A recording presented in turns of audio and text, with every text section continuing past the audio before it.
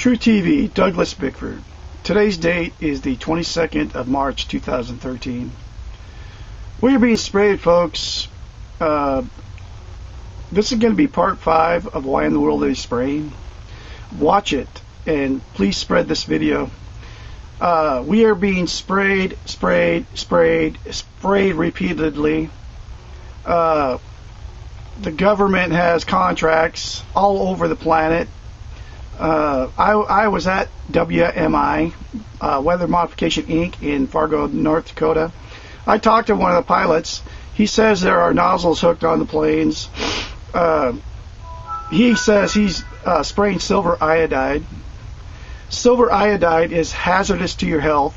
I don't care what he says. In the video, he lies to me, and he says, because he doesn't know I'm recording him. He lies to me and says that silver iodide's inert. Silver iodide is a hazardous toxic chemical, according to the EPA. They have no business spraying even silver iodide on us. Now, that's not all they're spraying on us. This documentary says they're spraying barium, strontium, and aluminum oxides, which is all true too. Now, you can see it with your own eyes. All you got to do is look up. 360-980-5397 for any of you that want to join my quest on exposing the crime of the century. And this is Douglas Bickford signing off. Enjoy the show, and please spread this video. Like I said, we can stop them if we band together, and we will stop them. Thank you. Food security of people through deploying these kinds of approaches that potentially 2 billion people could have their food disrupted by such interventions.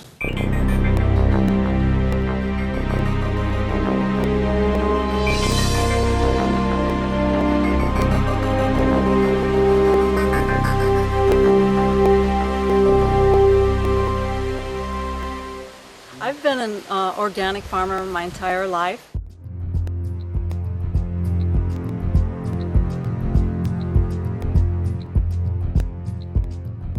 And I've been, in the last 8 years, been certified organic. And so I've been growing food in a way that feels healthy, where I have the most energy. And now it's not so healthy. I want to pass a really nice, healthy soil, rich soil, earth on to the children and have it be fertile. My name is Joel Gil Coca. I've been farming in this land for about 5 years.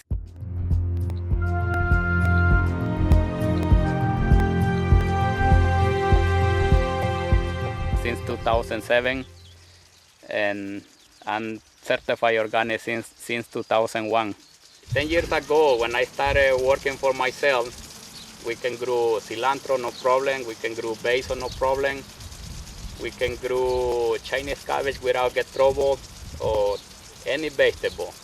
But 10 years after, 5 years after, that everything started decline. Could you add some of the environment that affect a large population? The answer is absolutely yes. I started seeing chemtrails being laid overhead more frequently and noticing the change in the crop production.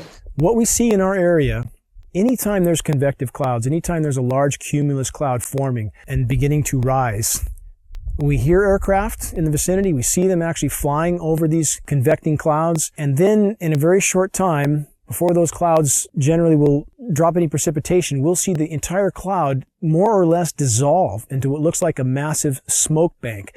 If you can control the weather, then you can control where the rain falls or where it doesn't fall. And if you can do that, then you can control whose crops survive and whose crops thrive. And if you happen to be favoring a corporation or a group of corporations that are flooding the market with genetically modified crops, you can see how manipulating the weather can actually change the market share that one or more corporations have. And there's lots of different ways that you can do it. You can do it by denying precipitation or by giving too much.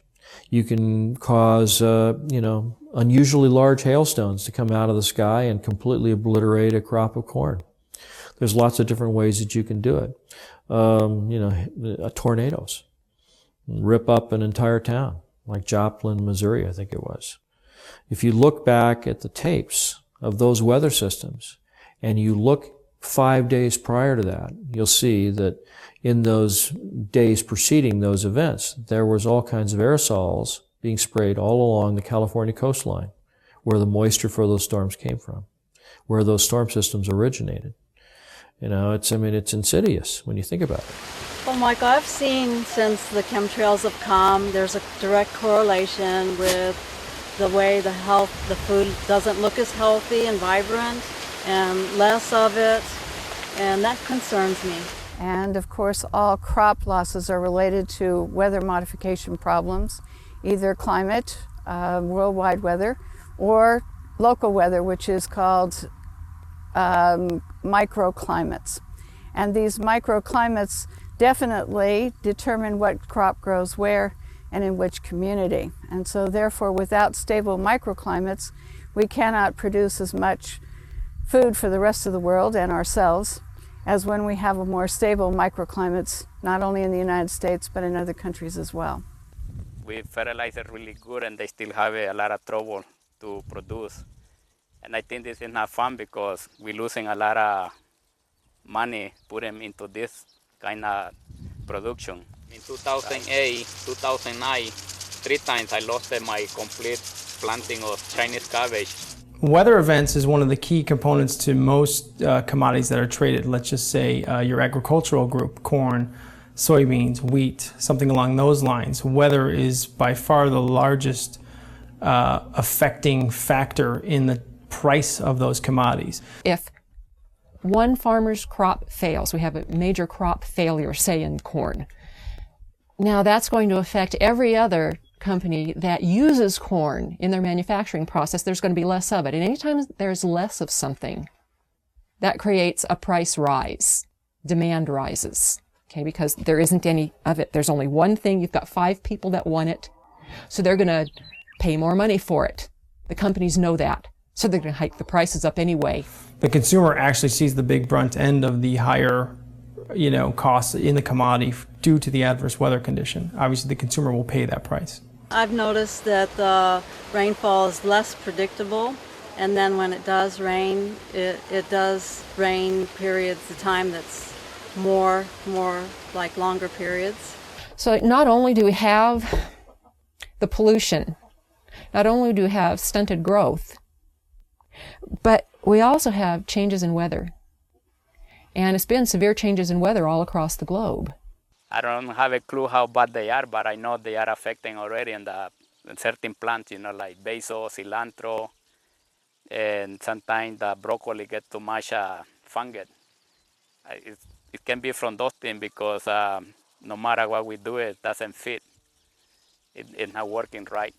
It appears to be a fungally related ailment, and if one looks at the species extinction rate, which today is estimated to be 1,000 times natural variability, that's 1,000 times normal, a figure you'd think would alarm most reasonable people, which is 100,000% of normal, and 70 to 80% of that extinction, plant and animal, is related to fungal infection.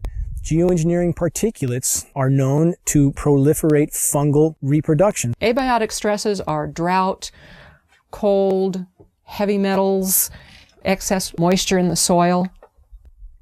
And Monsanto has a patent that actually addresses all of those abiotic stresses. And the plants that it addresses is everything from apples to zucchini. 2011 was one of the worst years for things that create abiotic stress. They had 12 worldwide severe weather problems. This destroyed a good portion of the food supply. Now I'm having a hard time growing cherry tomatoes outside under these conditions, and I've turned to have to build a greenhouse where I'm now growing large tomatoes, heirlooms, and they are producing really nice big tomatoes. I see that the tomatoes that I planted now are really healthy and the ones outside are dying. The Midwest grows 40% of the world's corn. And it does have a tendency to flood, so we can expect more and more flooding.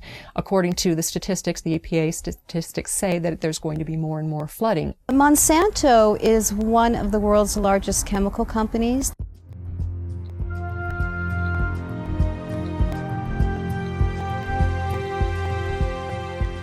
They also own 90% of the seed companies in the world right now, and they are the largest company putting out genetically modified seeds. So what does Monsanto do? Corn is the lead-in because corn is in just about everything. Corn is the main crop. And Monsanto leads in with corn products before it does anything else. So what we have is Monsanto leading in with a drought-resistant corn and an abiotic stress-resistant corn. The drought and the flooding, it's all the same patent. Monsanto has a patent for abiotic stress. Abiotic stress is the drought, it's the flooding, it's the excess soil, it's anything that's going to stress a plant. GMO is genetically modified organism, and it's also called GE, genetic engineering. Well, the history of farming has been a farmer will plant a seed into the ground. There will be nutrients in the ground that will enable that plant to grow. And then at the end of the growing season, they will take some of the seeds and they will save them for next year, and they'll grow their next crop. But what is going on with the genetically modified seeds is they're what's called terminator seeds. A terminator seed will not produce other seeds. With the terminator seeds, these farmers have to go back to Monsanto every single year and purchase these extremely high-priced seeds. There have been studies outside of the United States showing that genetically modified seeds, the plants that come from them, are extremely harmful to humans and other life on this planet. When I started farming, I produced 100% my crops, but in the last 4 years, I've been declined to 50-75% if I talk into lettuce crop, because I've been lost everything. And that's why I start moving all different crops so I can cover the loss. Well, my food production has declined at least by 60% in the last, 10 years. I've noticed banana stalks are smaller, and certainly the tomatoes, I'm hardly getting any. I used to get bushels of tomatoes, and now I can barely get a bowl. My concern, it can be, it's possible if we're going to run out of business if they continue doing that. They really need to stop it doing. That's all I believe, because we cannot change the system, the mother nature. We have to keep going the way it is. It's not possible. On the other hand, heat stress is going to be one of the things, or thought to be one of the things, that might limit production of crops throughout the tropics. And so there are some questions of trade-offs of, if you think you're going to benefit many people and harm some people, how do you deal with this issue of equity, and what are the options for dealing with that? A really interesting thing that I found is that the EPA has concluded that incidents of heat stress, drought, flooding, cold, any type of abiotic stress is on the increase. And loss due to that is going to double by 2030. Then you put yourself up as the solution. So when all of this weather comes and wipes you out, or you have a drought problem, drought, we've got the seed for you. Here's our drought-tolerant corn just for you, and it'll solve your problems. Oh, by the way, you have to sign this agreement, this 40-page agreement, so that when you go ahead and plant these seeds, you now belong to Monsanto. The weather disasters seem to be directly correlated to an increase in Monsanto sales. So there will be the have and the have-nots. And one of the things that's being discussed under global geoengineering is which countries will be the haves and which countries will be the have-nots when that type of climate remediation is undertaken by many people at a certain level, mostly private corporations funded by the U.S. government, they are hoping.